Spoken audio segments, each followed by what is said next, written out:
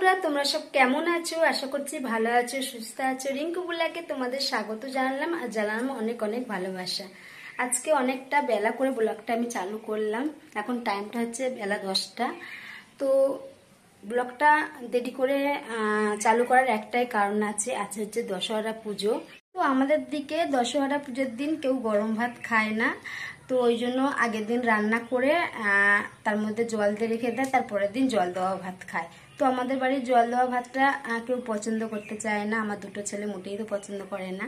তো ওই জন্য সকালবেলা ভাবলাম দুটো তাড়াতাড়ি করে রান্না করে নিই। নিরামিষের মধ্যে আমি সকালবেলা রান্না করে নিয়েছি, নিয়ে কাজগুলো সারতেই আমার এত বেলা হয়ে গেছে আর ব্লগটা চালু করতেই বেলা হয়ে গেছে।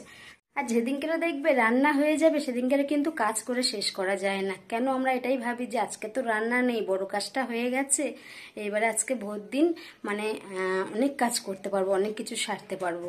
তো ওই জন্য এক গামলা ভিজিয়ে দিয়েছি, আরও সমস্ত কাজ রয়েছে সেগুলো আজকে সেরে নেবো। কেন চিন্তা নেই যে দুপুরবেলা রান্না রয়েছে, তাড়াতাড়ি করে কাজটা সেরে নিতে হবে, এরকম কোনো চিন্তা নেই। তো ওই জন্য যেদিনকে রান্না থাকে না সেদিনকে কিন্তু কাজ করেও শেষ করা যায় না। তো আজকে ভোর দিনই হয়তো কাজের মধ্যেই সময়টা কাটিয়ে দেবো। তো চলো ভিডিওটা দেখতে। তো আমি রান্নাঘরে চলে এসেছি রান্না বসাতে, শুধু ভাতটা রান্না করছি। আর তোমাদের দাদা বলেছে আমি কাজ থেকে ফেরার পথে মাছ নিয়ে আসবো, তখন মাছের তরকারিটা রান্না করিস। তো দুপুরে এমনি রান্না তো হয়নি, সেই সকালে রান্না করেছিলাম ডাল আর ভেন্ডি ভাজা আর সেদ্ধ করেছিলাম। তো সেটাই দুপুরবেলার সময় খাওয়া হয়েছে। তো এখন ভাতটা বসিয়ে দিয়েছি, ভাতটা ফুটেও গেছে। ভাতটা হয়ে গেলে ফ্যান জড়িয়ে গুছিয়ে রেখে দেবো, দিয়ে বিকালের কাজগুলো সারবো। তারপরে তোমার দাদা বাড়ি আসলে তারপরে অল্প করে একটু মাছের ঝাল করবো। একেবারে যদি সকাল সকাল রান্নাটা সেরে ফেলতাম তাহলে ভালো হতো। কেন এই এখন একবার এই রান্নাঘরের ভেতরে মানে দেখতে পাচ্ছ তো আমার অবস্থা, রান্না করতে হচ্ছে, তারপরে আবার মাছ নিয়ে আসলে তো এখন আবার রান্না করো। দুবার গরমের মধ্যে যেন থাকতে ভালো লাগছে না। আর বাড়ি তেমন কিছু নেই যে আমি রান্না করব, সবজি তো কিছুই নেই বাড়িতে।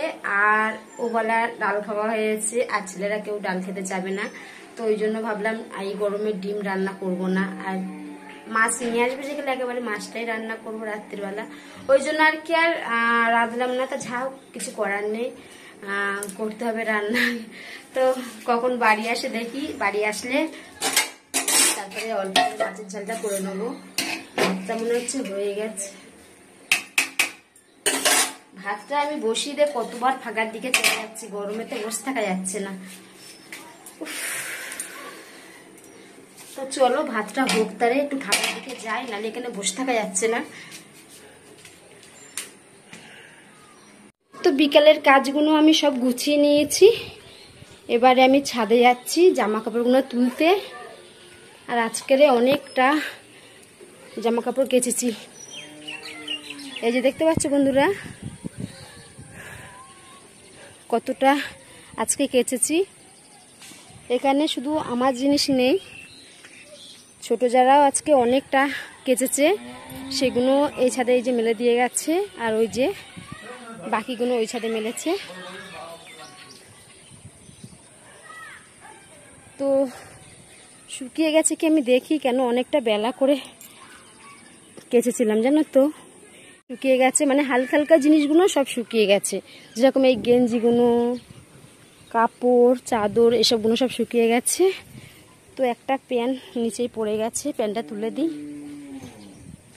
ধুলো লাগেনি তো না? ঠিক আছে। আজকে আর ক্লিপ দেওয়া হয়নি, কেন যখন আমি জামা কাপড়গুলো মেলে দিয়ে যাই না, তখন কিন্তু হাওয়া ছিল না। এই বিকালের দিকে হাওয়াটা ছেড়েছে, ওই জন্য শুকিয়ে গেছে জিনিসগুলো, একটা করে পড়ে যাচ্ছে।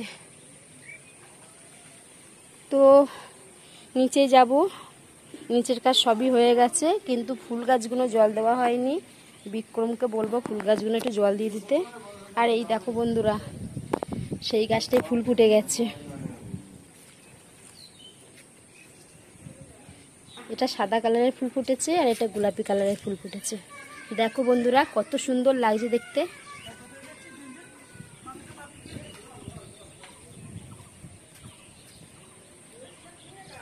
সন্ধ্যাবেলা আমরা সব ছাদে গিয়ে বসে রয়েছি, বসে বসে গল্প করছি।